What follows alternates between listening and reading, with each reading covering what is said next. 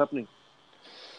Oh, not much, mate. I'm just raking myself up. It's pretty cold down here, windy and rained overnight, but it's...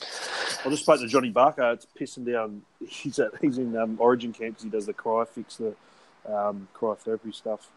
I thought I saw his cryofix thing on TV the other day when they were in the background when they were doing some stuff. Yeah, he's up there and he's in camp. And Chucky, the NRL photographer, he has to be at the training session, so he's out in the rain. It said it's fucking freezing, and Barker's all rugged up in his room because he's just waiting for them to finish, and he goes down and starts the gas up, and they get into the cryotherapy machine thing. Does he make much money out of that? Yeah, I think we must do pretty well. I think it's a bit of a booming business, so it's not like it's not worth his while pursuing it. Yeah, he's involved with a lot of the footy teams now, so they got a good rapport. He's really good with people. Barks, everyone loves him, So he's done well. Yeah, he's done well. It's a good therapy. Like it's cold, and it's mobile. So he rocks up in a van instead of people having to go to the bloody the shop that the machine's in. It's hard to get a bunch of footballers to all go somewhere else. They've got so many other. Well, he goes to them. He's mobile. That's it. He rocks up to when the Broncos stay in Cronulla at the Ridges, he'll rock up there. You know what I mean? And he can do the whole Broncos team at the hotel and stuff like that. So yeah, it's a really, really good business model. It's just starting to take off now. Now he does the Aussie team. He does other countries. He does Origin, obviously. He did Queensland and New South Wales a couple of years back, and he's doing New South Wales only this time. Well, that's great, isn't it? Yeah. He's kicked a goal there. Is there any way that we can get involved there? Can we get rid of him somehow? We can probably just like a plain good old-fashioned, kill him. Just murder him. A good old-fashioned killing, yeah. Yeah, just murder him. Nothing like a good old-fashioned killing. What's where are you? What's going on, bro? As I said, it's sort of compared. I mean, I think you're wearing a T-shirt up there. Is that correct? Oh, mate, it's honestly it's when I was living in Cronulla, and it would be middle of spring, and I was like, thank God that winter's gone. That's what it's like right now up here. It's like the middle of spring. Okay, so it's beautiful. There's people everywhere. Colds and flus. I've got a bit of a throat problem. Just lost my voice more than anything. It's not sore or whatever, but Wambulance. What do you call it? Wambulance. No, wambulance, is it? Yeah. Other than that, mate, no, just doing some Ubering and everything. Yeah, everything's okay. What's wrong with your voice? Point. Well, that's what I just said. I've lost my voice a little bit. It's it's been I lost it completely sort of yesterday. Mid-morning, but it's just sort of coming back a little bit now. But it's not sore or anything. It's just just a bit of a phlegmy throat. Sounds delightful. So what's going on then? What else? What's happening? Oh, not much, mate. I just I tell you what's strange. What's going to be strange is the State of Origin on Sunday night. What do you think of that? I think that's pretty ordinary. Yeah, it doesn't feel right, eh? It's at 8 o'clock, isn't it, the game? Yeah, it's normal night sort of time, but just on a Sunday. I mean, there's no games this weekend, so it's going to be a little bit. Yeah, it's weird because I saw Michael Gordon. He was off the Fiji on Instagram, and I was like, "What's going on here?" Then I remembered, oh shit, they're playing Sunday. There's no round. So where's he going? He's in Fiji. How good's that? Yeah. Just ducked off to Fiji for the week. What a legend! Just himself, mid-season, him and his wife and kids. But cool. I saw that and I was like, "What's going on here?" And then realised obviously it's the Origin this week on Sunday. It just doesn't friggin' feel. It doesn't feel like Origin, does it? No, it doesn't. It's different, isn't it? Yeah, you're right. It just feels different. Well, and the world changes all the time. You just got to friggin' roll it, or whinge about it, or do both. I'd imagine there'd be some teams that would continue continue training. And depending on where you'd think you would, depending on where. I reckon Canberra Raiders, they'd be training all weekend. Sticky. You reckon? Yeah, it wouldn't surprise me. Old Sticky, you'd be like, he's had to fucking deserve a week off. It'd be on. Mm. Hey, that was good. That was good when he was coach. He was fucking Like, he taught you just to not to be a pussy, you know? It Yeah, did. Like, he was just, like, yeah. fucking didn't take no weak excuses. Like, it was a bit military-like, but I really fucking liked it. Like, that's a good way to have a mentality, I reckon, when you're playing footy and you've been in such a competitive sport and environment all the time. Yeah. It's a good mind frame to get in. Like, I found myself having to unplug from that all the time, obviously, but it works for a while, and then it seemed to get tired. You know, people it wears out on people. But yeah, you would have found it harder to bludge. Well, I couldn't. Like I couldn't bludge. And that's when I got really fit and taught myself a lot about where my head was at and stuff. And then when I went back to Para that next year, there was some good players in front of me at the Roosters. When I went back to Para, I took that kind of with me a little bit. And even though I was injured for most of 2004, 2005, 2006, and so on, I always carried that with me. Like, you know, be a little bit tougher in the head when you're tired, push through it, and you just mature a little bit. And a lot of that is Ricky Stewart's coaching style. Like, watching him be so ruthless, and it was so funny too. Like, because it was just fucking brutal, and I was like, I need to hear this. You know what I mean? Like, yeah, it was good. I probably needed someone like Sticky too. I mean, Jack Gibson didn't take shit, and he was, but he didn't show the emotion like Ricky does. But he wears it on his sleeves, doesn't he? Yeah, he does, and he lets you know. He'll put his face in front of you and point and say, "You played like dog shit. Get out," or whatever. Where Jack had a different approach. He would say something like, Sticky would say, that was shit. I'm going to drop you this week. It's fucking ordinary or whatever." And where Jack would go, "You got problems at home?" Yeah, right. No. Well, have you introduced yourself to the reserve grade coach yet? No, I'll do that right now. Yeah, far out. That's even scarier. That's scarier. That's a bit psycho. Like, he's too calm. He's too calm to be delivering that news with such style. If you can just picture his face about 20 centimetres away from your face when he's saying that nice and softly. Oh, and that deep, like, husky, sexy tone he's got too. You should have just kissed him. You should have just given him a kiss. He wouldn't have known what to fucking do. He would love that. I remember one time, actually, we were training and he had this green, Kermit Frog green jacket on. And it had something to do with the gridiron over in America or whatever. No, it wasn't green. I know it's a navy blue Dallas Cowboys jacket. No, that was another one. Oh, okay. But this was totally green. I'll shut up. Sorry. Yeah, shut up. I'm telling the story, but yeah, and he was wearing it we were training and stuff like that, and I've said just to one of the other players, I've said, "Oh, geez, he looks like Kermit the Frog," and he heard it. And he said, "Boy, Growth, come here." I went over to him, and I thought, "Oh, fuck, what? I'm just Boy Growth, Boy Growth, come over here." And I thought, what do I say? I'll put my hands up and say, "Yeah, that's what I said." So I went over to him. I got close to him. He said, "Do you like the jacket?" And I lied. I said, "Yeah, I do. Yeah, I do. It's nice." He said, "Yeah, here, I have it." I said, "No." He is a Jedi fucking mind ninja fucking animal. What would you ever? That's like someone out of a movie. That's like De Niro playing someone in a movie before he went mad and started yelling about Trump. That's fucking awesome. Yeah, and then it totally took me by surprise, obviously. And I said, but I lied straight away. I went, "Yeah, it's a really nice. Yeah, I like it."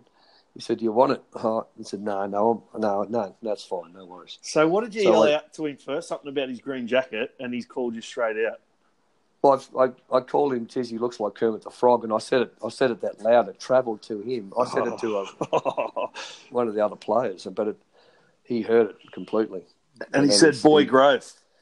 He said, "Boy Growth, come here." That is straight away putting you straight in your place before he even says anything else. Boy Growth, exactly. Come here. So the training stopped, everything stopped, and I just walked over and he said, "You like the jacket, eh?"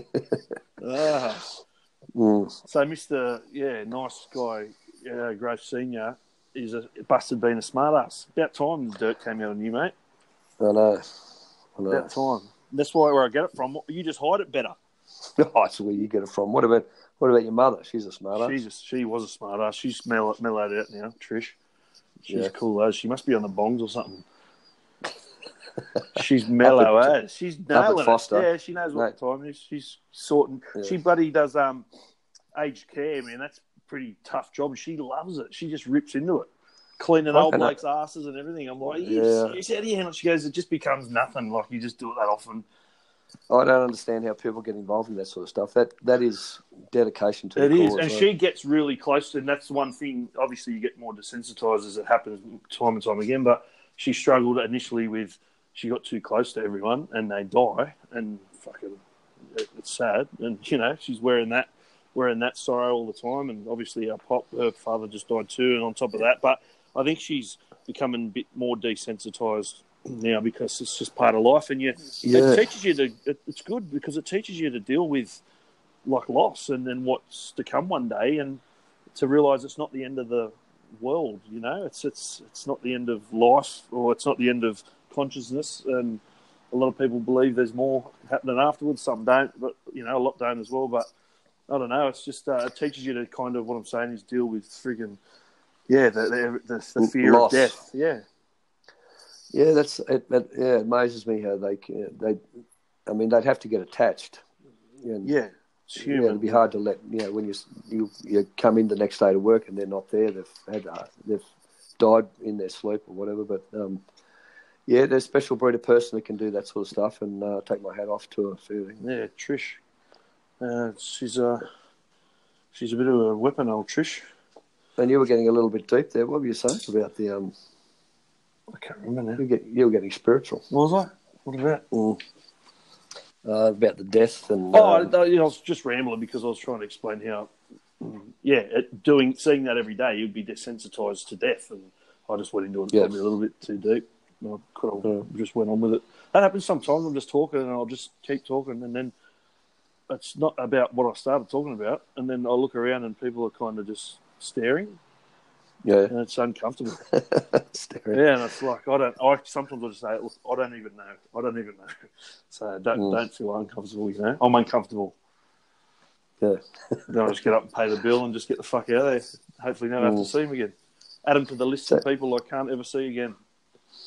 How you eating? You eating good or not? Yeah, I just so my mate was away, and he's got this scanner, and it does all your body composition, shows you your muscle to fat ratio, your weight, your bone density, water retention, everything. Where do you get that from, JB Hi-Fi? Where do you get one of them things from? No, it's JB Hi-Fi. What are you talking about? Where do you get an apparatus like that, the body scan? Oh, you've got to buy, I don't know, I guess I'll look on the net and find out where they sell them and either get them shipped over or fucking go. They're pretty expensive, yeah? Oh, I can't remember how much he paid for it, but anyway, I wanted to use it, and because I'd just been, since I've moved up to Queensland, I'd gone away from being as healthy and as fit as I was when I was training twice a day and eating perfectly every day. So I thought I'll get me readings and then I'll get healthy and beat them, because you get them all printed out and you go back to it again in 4 weeks or whatever and see how much better you are. It shows you everything. So anyway, I rang him, but he was in Vietnam, and he texted me. He said, "Mate, I'm still away for 6 weeks or so. I'll speak to you when I get back. I come and do the scan when I get back." So I thought, stuff it. I'm going to smash heaps of food. I'm just going to eat anything for 6 weeks. It's pretty unhealthy, really, what I did, because I got carried away a few times. But I thought I won't care. Like I won't eat on purpose just for the sake of it. But I'll just let myself go. And then when he gets back, I'll do the scan straight away. And then I've got a speech up on the Gold Coast at the Versace at this event, and I've got to speak about fat loss. I was thinking, Versace. The Versace Hotel sounds a bit fancy, doesn't it? And I thought I'll be bloody my own case study and show people that you can, how much you can lose in a short amount of time if you just do the right thing. And so, was it easy to let yourself go? It's easy, but it ends up getting hard. Like it's part of the cause, mate. Part of the cause. Well, it's fun at the start, and then honestly, I felt yuck the last 2 weeks, like real yuck. And then he finally got home, and I went straight to it. He come and stayed up that weekend, and I went straight down to his place and done the scan. And like I ate before I went on there too to make sure I was at my heaviest and all that. But Yeah, now I'm just I haven't eaten for. I'm fasting, doing a 3-day kind of water fast. So I'm in day 2, and I'm pretty. I could eat. I could definitely eat, but But you kind of go through phases. I was reading it. Yeah, it's this when you're hungry, it's a release of this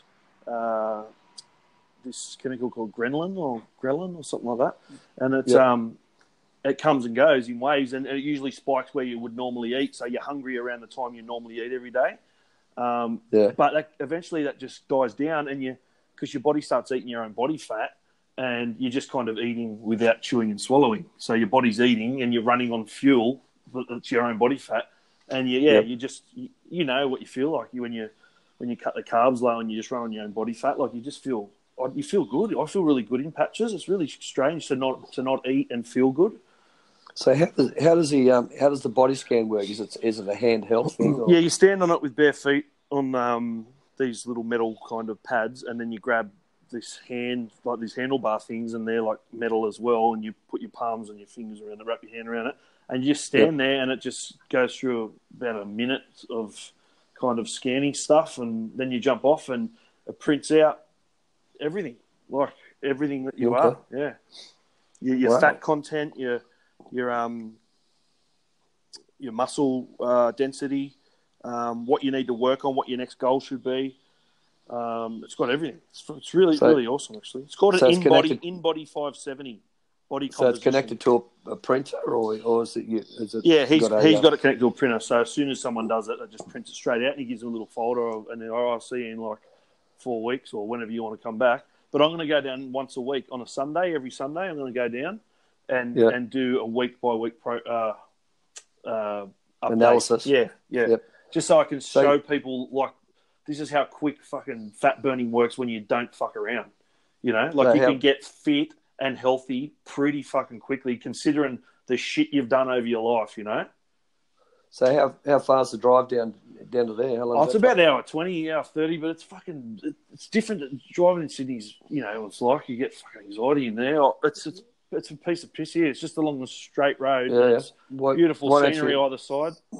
The next Sunday, why don't you get next Sunday go down, run, and by the time you get there, you will have no body fat left at all. Yeah, well, I'm not much of a long distance runner, as you know, and thanks to those genes. But no worries. I've been going for massive walks, like in the soft sand. Fucking, geez, it wrecks you after a while. We used to sprint in the sand. Yeah, and I've been doing like little sprints in between, and like walk and then sprint and then walk. Yuck. It's good. It's hard, but it fucking blows you out, and it's HIIT training. You're doing it in bursts, so it's good for fat burning, and it just makes you feel kind of. Running's good, like sprinting every now and then. I reckon it makes you still feel like alive and fast, and not like all old and slow and sore. You know what I mean? I reckon if I ran in the sand, if I had a dead set sprint in the sand, I'd tear both my calves. Yeah, well, I've noticed that all the muscles, like in my bum and my upper hemis and groins, and all from my lower back being so sore and tight over the years, they feel like they could ping at any time, you know. So I have to really like stretch and lay on the golf ball and roll it into my hips and stuff, and it fucking kills. But it's so good. Like it releases all those joins, where everything just kind of tendons join to muscles and into bone, and it really gets into all those areas. I got this massage off this girl in hang on, what? There's a sports massage. This girl in where is she from? Where was it? Kira, yeah, and she brings the what's here around. My mate was there. It sounded like we went to a brothel or something.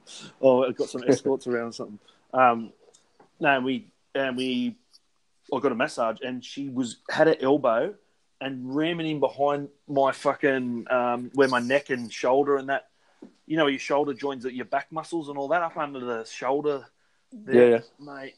I've never ever felt anything like it, and it completely fixed my because I got a real arthritic left shoulder that I tore the rotator cuff years ago, and it's completely fixed it. Like it felt like I had a new shoulder. It was unbelievable. And I said, really? Fuck, I needed that all through my career because no one could ever quite find it. And I don't know if it was by accident, but she just went up into this spot and it just nailed the nerve, and it went through my whole arm, like tingles down my fingers and that. And she just really like pressed in around there for a good like 20 minutes. And I'm telling you, at the end of it, it was like a new shoulder. It was ridiculous. Now I'm I want to go back to it. Is it still okay, the shoulder? No, well, obviously after, I've been pretty lazy over the last month, especially. I've kind of just seized up, and it's it's kind of a little bit sore again. But I've been, like, when I say being lazy, I still do some burpees and I friggin' go for big power walks and sprints and stuff like that. But yeah, okay. I tried to attempt a bit of I haven't done much weightlifting and stuff like that. But my shoulders, I've got some sort of an issue with the shoulder in the rotator cuff there somewhere, where it takes me forever to warm it up, and then I can do a little bit of weights and stuff like that, which isn't too bad. But yeah, I'm wearing away. What do you reckon about the? Do you worry much about the American politics stuff, with Trump and all his haters and all his party and all the shit that's happening with North Korea and friggin' the? I've been watching that pretty. I mean, it comes up everywhere on news. You can't miss it. But yeah, I think. Look, I love Trump. I mean, I don't live in America, and I don't know the ins and outs of what he does and stuff. But just watching him on TV, how can you say you love him then? No, but only because of the way he presents himself. Okay, he's so different. Hilarious. He's so different than a normal politician. You just get the normal rhetoric, politic stuff. Yeah, I mean, Obama. It's like he's reading it. He's reading it. Yeah. What he says all the time. He is just so. Trump is so natural, and he doesn't look political. When he's getting asked questions, he answers honestly. Like, even he might be telling porky pies to. Obviously, there's strategies and stuff. They can't just all be open about everything. But even when he's just a bit more charismatic because he's a bit more blunt. And when he's a character, like, forgetting all the politics attached to it. Like, he's just to me, he's a comedian. Like, he's well, he's not trying to be a comedian. I think he's just being himself, and that is so different, so refreshing to the normal political stance. Yeah, from what you usually see over the years, like it's interesting when his head comes on. You're like, what's this bloke going to say? Like, you really want to know whether you're into him or not. I actually really looked into a lot of it, and the more I look into it, like, the more I kind of, even though hasn't got a perfect track record or anything. He seems to be getting some pretty serious things done. Like, he's making some big moves, and I know a lot of it's like publicity, like, built up from, because Fox News favours him, but CNN have been arseholes to him from day one and all against him. And I love the way he gives it to the journalists. Yeah, that's what's good. refreshing. I think, and a lot of people who now don't just get their news from the CNs and the Fox Sports, and they actually do their deep diving on the internet. They realise that the news are full of a lot of the times, probably more than not, the news is full of shit. It's just trying to sensationalise everything for the point of views and sales. Really, at the end of the day, it's about the money and the ratings. So, I don't know. It's good to hear, like, a fucking blunt, kind of a chauvinist, a bit of a prick just against that style. But it's like being down at the pub and you just listen to someone have a bit of a rant or a rave or a talk about whatever. But he's got things done by just getting that meeting organised with that North Korean fella. Yeah, Kim Jong-un. Yeah, like, and then everyone goes, "Oh, how can you sit in the room with a fucking mass murderer and a dictator?" And he's like, "How do you think?"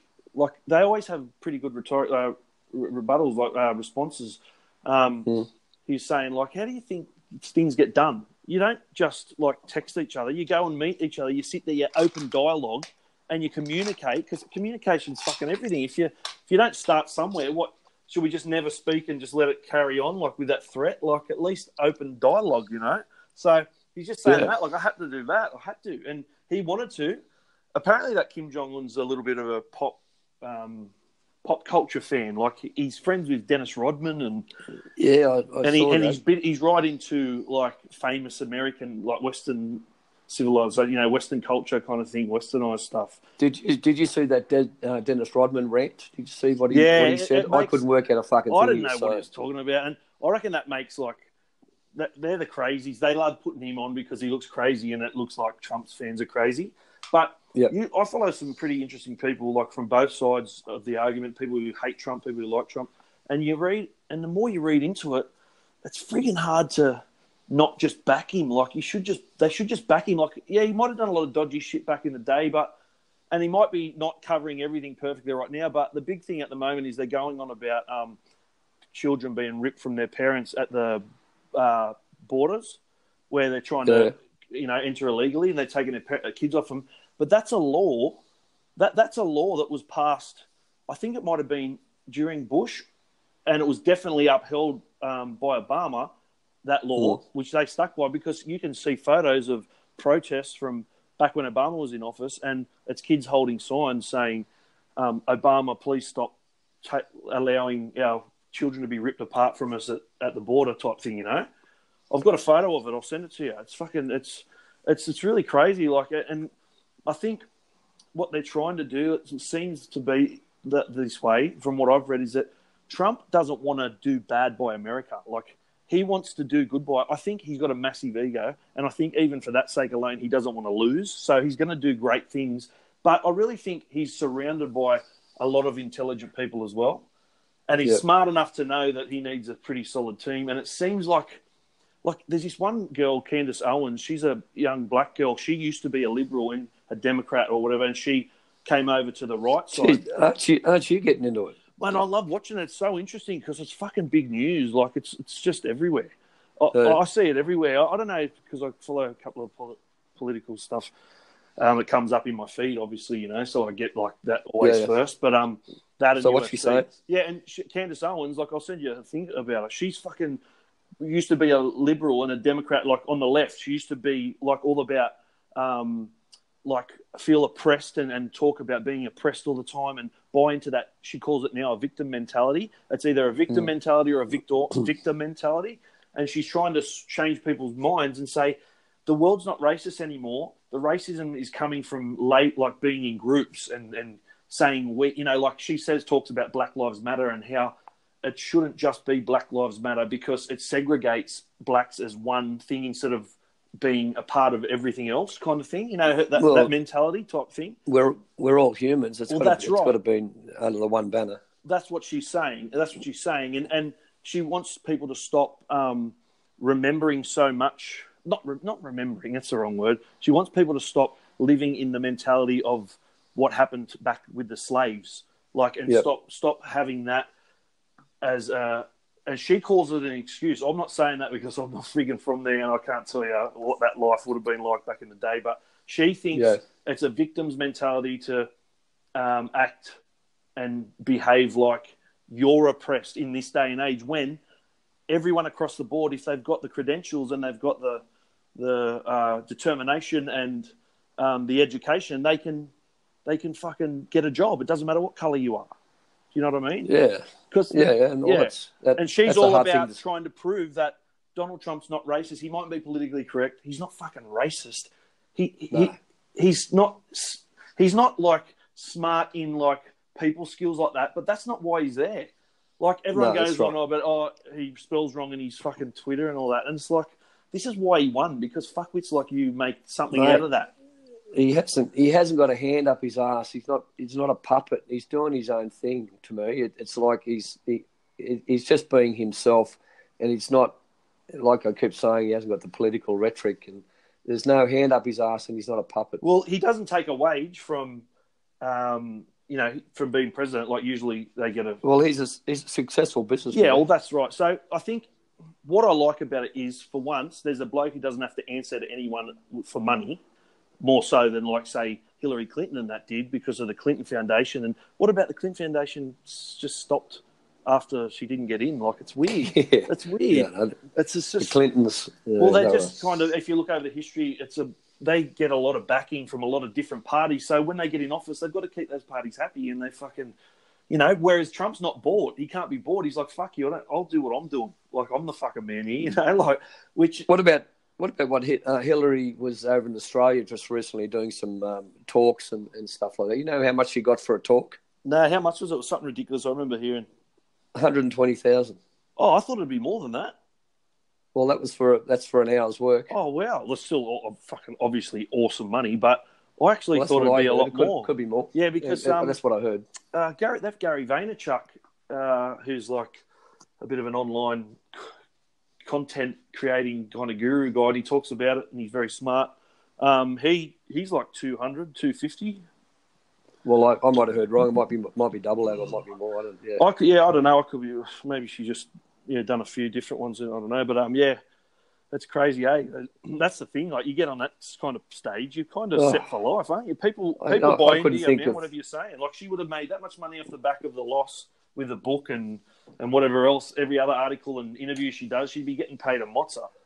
Look, leading up to the election where Trump won, I was listening to her, and she just dribbles political rhetoric, and it's just I just could not get happy about anything she was saying. But to go to one of those places and where she talks, and you pay $200, $300, $400 for a ticket to listen to her for an hour go on, what a waste of money. Why don't you say what you really feel, Dan? Oh, mate. Yeah. Whereas Trump, I could probably, if I had the money, I'd pay for it to listen to him, just to listen to what he's got to. I'll just watch him rather than listen. He looks like a racist. He sounds like a racist. He's got one of Ku those Klux heads that you just think he's just.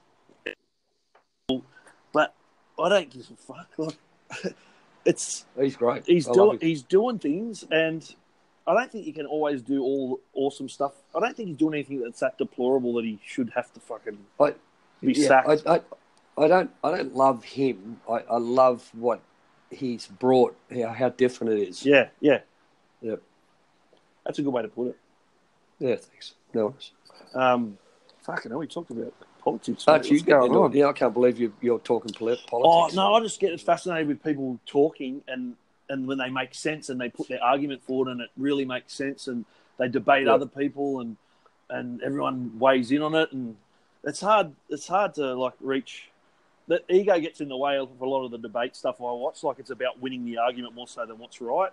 And a lot of the people I follow, even my favourite people, like there's a guy named Ben Shapiro. Initially, I really liked him, but the more it goes on, I don't know. He's fucking so smart. He's so quick-witted, and he talks faster than he thinks almost. It's crazy how fast he talks.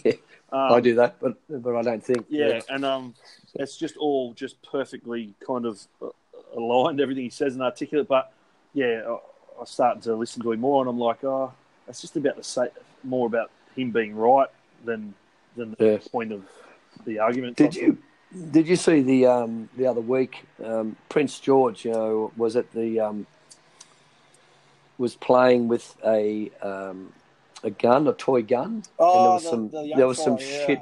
Yeah, some shit on Twitter about it, and people were saying terrible things about it. And what do you think about that? I mean, that's just, isn't it? I mean, you guys had guns when you were growing up and all this sort of stuff. I didn't. You don't think of anything like that. I don't remember being a big gun fan. No, you weren't. I ran out of ideas once for Christmas, and I think I just bought a couple of guns. Thanks a lot, mate. No worries. Old gun, that'll get you. Yeah, I think I remember that. How old was I turning? If I was Christmas, wasn't it? Yeah, you were 21. Yeah, 21. I didn't have any issues in mucking around with it or doing it, but yeah, it just shows you how the world has turned, hasn't it? How it's come about to that point where you see a picture like that and you go, oh, that mightn't be good. People are going to complain about that, and you can just see it's going to cause an uproar of some sort. Yeah. So what else has been happening? Well, nothing. I'm just sitting in the sun at the moment. Oh, stop it! Yeah. It's raining here. It's well, it's not pissing down, but it's raining. Mate, I worked my ass off the other day. I had to freaking drive up to Brisbane. I had to write 5 scripts, for a teleprompter. So then when I'm delivering it to camera, like the words are going up, so I can see it. What are you doing? I had to go and do, because I'm creating mini courses like water fasting mini course, intermittent fasting mini course. Okay. And I might do a cold therapy mini course, and it just you do it and you talk to the camera about what you did and show people how to do it properly and Oh, what cool. you get from it. And and it's all they have to do is just enter the email and they get whatever one they like, whatever tickles their interest. And then you only get interested people in it, So then I'll talk to them about that. So is that still, you still get that out there with the webinar type thing? Yeah, well, the webinar is just one. Webinar is just a platform to sell a product or service. So I was doing webinars, and at the end you sell what your program is, and my program's fat loss. So I put together a 6-week program, and people would pay me, and they would then get what's in the program, like all the stuff that I sent to them, PDF files and all that stuff, and grocery lists and food ideas, and they get videos and just kind of advice and help along the way. Plus, they get my phone number and they get access to me via email, Skype, phone call, whatever. Kind of just have me as their mate for 6 weeks and helping them through getting skinnier, losing body. That's awesome. Yeah, that sounds really good. It's good. I've got a couple of clients. One client, Angie, she's from Brisbane, but she's moved to Dallas to open a friggin' coffee shop over there. There's a move. Good. Yeah, and she not only moves bloody countries, she moved 18 kilos and counting of body fat. And she's just looks and feels amazing. You should see the photo before and after photo. I'll send it to you. She's and she was motivated by you. Yeah, well, she bought my program, and then I stayed. Like I speak to you call them clients. Sound like a wanker, but you speak. To That's awesome, mate. Speak to your clients and just stay in touch with them for the 6 weeks, and then. That was ages ago. Like, I still kind of stay in contact with my clients if they want to. Like, if they ask me questions, I always help them out.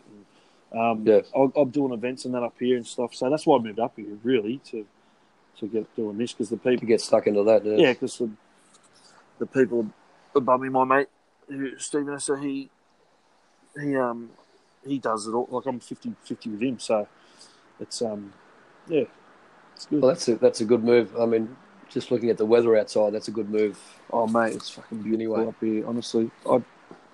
Just speaking to Johnny Barker about Chucky and being in the rain and the cold wind, I don't miss that, but I'm sure there'll be some bad weather up here soon. There was a little bit the other week for a few days in a row, but I'll tell you what, it gets too hot in summer. Like, my window faces the sun in the morning, and the sun... That'd be belting in it. You got blinds to go across? I've got blinds, but it still heats the room up pretty quick. But I've got pretty good aircon, like brand new aircon in here, and I just have the pumping the thingy next to my bed.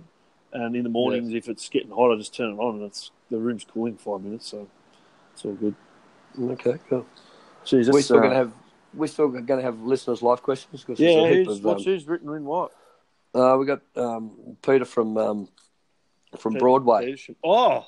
No, Broadway. Not Peter from Peterson. Peter from Broadway. He's got some relationship problems, and it's a beauty, actually. What's he done? His wife of 4 years has the worst body odour. Ooh. And she didn't smell like that before we got married. She uses deodorant. She showers all the time, but still stinks. Oh, no, that's terrible. What do you do there? I remember people... Yeah, you're sort of talking to people, and you can smell the body odor straight away, and you don't know what to say. You try and finish the conversation. It's just an arc of filth just around them, isn't it? It's like, but you can. I mean, for the people I've met and spoken to, you can say something and say, "Oh, I better get going. I got to catch a train or something like that." You can, but he actually has to live with this lady. Catch a train. Well, if I bumped into the person and I was talking to him, I could get away easy by saying. Yeah, this Peter, he's living with the girl, with the lady. You can't. You got to nip that in the bud straight away. As soon as that's getting out of hand, you go straight in. You march straight in. You live with them. You can't hide that for a year or two before you let them down slowly. 4 years. He must have known she smelled before he married her. Yeah, well, she didn't smell like that before we got married, so he's been keeping it from her for That's pretty heavy. 4 years. It's a heavy situation. That's a big one to bring up. Like, that's a big confronting thing. Hey, you fucking stink, and you stink like all the time, and you have for ages. And I've only just got the courage up to tell you now. Yeah, it'd be hard to deliver that. You just be on the way to the couch while you're saying it. You know, you just got your dragging your little blankie and a spare pillow, just down to the couch as you're yelling that out on the way down the stairs. Well, so what does he do if she's a fat unit or a big unit of some sort? She obviously needs to get on the program that you're offering, but she does being a large person, does that make your body odor worse? It would, wouldn't it? I'm sure not every case is that way. I'm not an expert at this particular topic, but I don't know. I'm going to say, I'll say if you're carrying a lot of visceral fat and it's harder to get around, or it is harder to get around, and you're probably sweating a little bit more and breathing a little bit heavier than normal if you're walking upstairs and whatever else you're doing in your day, I'm going to say, it probably would create a little bit more of a odour, wouldn't it? Yeah, but other than that, I think some people just have the it's in their DNA or something or whatever that they smell no matter what they do. They can't. They just reek. Yeah, some people some people, if you can fix it with diet too. Some people eat really bad, and the odour that comes from them, gases that their body creates to break down food and stuff. And speaking of gas, excuse me, I thought you were going to let it go on the bloody podcast. Yeah, yeah. That feels No, you just talk about it and just don't put it on. Well, anyway, Peter's got an issue. Peter's fucked, mate. He's fucked. I reckon just fucking leave. Just go. Wait till she's asleep and just put a pillow over. Yeah, either smother her or just fucking get down there, man. A good way of doing it is maybe just slowly. If he's sleeping in the same bed, slowly move into the next room and end up there in the morning, so she sees that you're not sleeping with her, then she might get the hint. Fuck, I lost you about fucking 2 seconds into that. What are you talking about? Well, you're not listening. I wasn't. I was distracted. Sorry. I could hear some ruffling and stuff. So what were you doing? Getting something out of the fridge? No, because I walked into the study to find I've got other headphones that are a bit better than the ones I've got. I was going to swap over, and I got carried away with that while you were talking. And Why would you change the headphones midstream? What? I don't know. It's like changing Dunnies midstream too, isn't it? Just running into the ensuite halfway through cutting one. What I said was for your ears only, because the people who were listening would understand what I was talking about. That it would be a slow process where he would halfway through the night go into the other room and sleep in the other bed. When she wakes up, she realises that he's in another bed and she might get the hint without having to say anything. No, that's not going to give the hint that she stinks. That's just going to make her fucking worry more and think, what the fuck's going on? What's he doing? He doesn't love me anymore. Then she's going to start rooting someone into work at lunchtime. Yeah. And you've just created a monster. And that's all because of your shit idea. I reckon he's just going to have to say, babe, hey, I've had this problem. I obviously would never say a name, but I've had this fucking problem. Who was it? No, like beautiful human and beautiful girl. In saying that, I have too. And it was many years ago, and I didn't know how to go about it. It was actually a really tough situation. And one day, we had a bit of an argument or something about something. It might have been mess in the room, and then I think I said it like, at least mine doesn't stink or something like that. I know. And then good on you. It was like, what? And then cry, and then the cuddle, and then she stunk as I was cuddling her, and I was thinking, fuck this. I deserve this. This is karma. It wouldn't have been a good cuddle until she was still smelly. Just had to block me nose and just run with it. A distant cuddle. Yeah, I can hold my breath like for a couple of minutes, just out of water. So I just sucked one in and just took it on. Anyway, we've got nothing for Peter. Peter just Peter, just either smother her, leave in the middle of the night. No, just go, or just mate, go in and say, look, I love you and I'm with you till the end. Let me just say this though, the body odor, it's just got to go. It has to go. You said that like a real Aussie then. I love you. I love you. Well, Peter, mate, it's from Broadway. Peter. Sick Aussies down there, mate. Sick Aussie. Yeah, what about, did you see the Blues team with their shoes off and they did a bit of a session with... when I first read that, I thought, that's a bit strange. But when I thought about it, that is a real interesting concept, because they walk through the moves and stuff. They walked through it barefoot, so it was all. Jack Gibson used to do play touch footy in slow motion. Yeah, well, not slow motion, but walk. Yeah, walk touch. Yeah, and it gives. I don't know what it was. It gives you a feeling of that you're doing it so deliberately that it gets etched in your mind, or whatever it is. Yeah, I guess it's just a form of rehearsal, isn't it?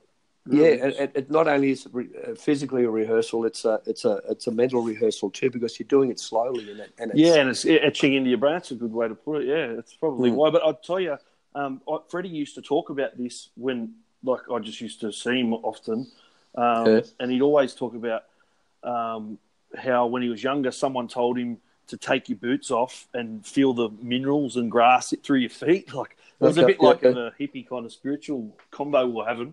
And he was saying how, it really, he does it ever since that he's done it. And he goes, I know what he's talking about. It feels good to, like, feel the grass of the field that you're going to play on up through your feet and into your body type thing. So I wonder if it had anything to do with that. I reckon it would have, because he's pretty different, old Fred. He's into his yoga and stuff now. He's getting very centered in his old age. People think of him as just like this kind of crazy, spaced out kind of lunatic, on TV. But he knows what he's doing. He plays up to that. Like, and he is a little bit like, that's what makes him fun. But he's actually super, super into, like, structure and he's into people really going out of their comfort zone, because he did as a footballer and he got great results, and he wants people to feel that. But he's got a really natural approach, Freddie. To me, he's like the Trump thing, where he's different with his commentating. He's just laid back. There's no forcing. There's no rhetoric. He just says what comes out of his mind. That's it. And he hasn't got the standard, like the normal standard things like you're only as good as your last game and all that sort of basic sort of stuff. He speaks very naturally. I love listening to him talk. Yeah. He's not exactly what you said. It's not rehearsed at all. It's Freddie. There's no other Freddies. Yeah. Freddie's Freddie. Yeah, absolutely. You need that on bloody TV, I reckon. I think that'll translate really well amongst the players. I love that, and that's why they'll win the series 3-0. You reckon? Yeah, I was just going to say, like, it's going to be such a good game to watch. It's weird that it's on Sunday, but anyway, it's going to be great to see how they perform, because he's completely just done a clean out. No two ways about it. He kind of got away with saying, like, he didn't get really bashed in the media as much as probably other people would. I think it was just time, and it'd be very hard for those people on the fringes, blokes like Wade Graham and maybe, Blake Ferguson, who talent-wise, they could definitely be there, but maybe Wade has had some injury problems, but I think Freddie maybe has steered clear of any kind of possible drama, like Dukes and he could be in there too, but is he injured at the moment, Josh Dugan? Yeah, I think he injured himself again on the weekend or the weekend He's before. like an asset to any team when he's on, and I think, but Freddie's just gone with, okay, well, he's not available, so-and-so's not available, I'm just going to fucking do a fresh start. He's picking form players. Two new blokes, Matt Pryor and Ryan James. How good is it that Matty Pryor's in there? What a fucking champ he is. Mate, he's improved so much. He's a great player. It's because of us he's made that. We were talking in our podcast a couple of weeks ago about how bloody good Matty Pryor is. I'm tipping the New South Wales selectors have just sat down, had a good old chin wag over our podcast and thought, you know what, they raised a bloody good point, those two. And Matty Pryor's gotten a start in the mighty Sky Blue. Good on him. What a champion. Because the growth said so. Yep, champion. Good on you. Thank Undergrowth. Matty, just give us some of your match payment, you dog. 30,000. 30 big 10. Ones. I'll take 10. And if he plays good, he was in the next one. That's 60 big ones. Fucking hell. Mate, that's smart bringing him in. He plugs a lot of holes, man. He's a hole plugger machine. The hole plugger? That doesn't sound real good. Really. Yeah, I'm not telling you what holes, but he locks up all those loose links. He locks it all in, and defensively, just 1-on-1. He handles it. Before that, he wasn't that good. He didn't handle the 1-on-1s as well. He needed someone else to come to handle that tackle. But now he does it all himself. He's improved out of sight. He's an animal. He's a legend, man. He's a good bloke too, and he's just such a good inclusion to that squad, man. Like that, it's going to be that's the kind of player that they don't get many mentions, like the Gary Larsons and that, of Queensland and blokes like that who do that kind of background work that's probably not celebrated on TV and in the commentary as much as it probably should be, Yeah, I remember when you were living in Cronulla. Yeah, Matty lived next door. Yeah, I bumped him once in the best mates, man. in the lift. Best mates now that he's playing Origin. I bumped him in the lift. I was surprised how big he was. Yeah, he's a big lad. He's got a big wide. He's a big blonde, good-looking possum with a big wide glider back. The big wings. He's got he's got this big square, like big V kind of V back, goes up to the big broad shoulders, and people can't get past it. It's like a little wall. You normally check out Blake's China. Mate, I admire the athlete that he is. I see the strength where it comes from. He's a strong. He's hard. Like he walks around on the ground strong. You know what I mean? It makes sense. Trying to be descriptive. I actually did say to him in the lift when I bumped him that, mate, you want to concentrate a little bit more on your footy, mate. Just keep the blinkers on and become a bit of a hole plugger. Is that what you told him? Yeah, and he listened. Yeah, right. Exactly what's happened. Yeah, good on you, mate. Because you know heaps about the second row position and that, don't you? I know a heap about plugging holes. Yeah. Oh, you do plenty of holes are plugged.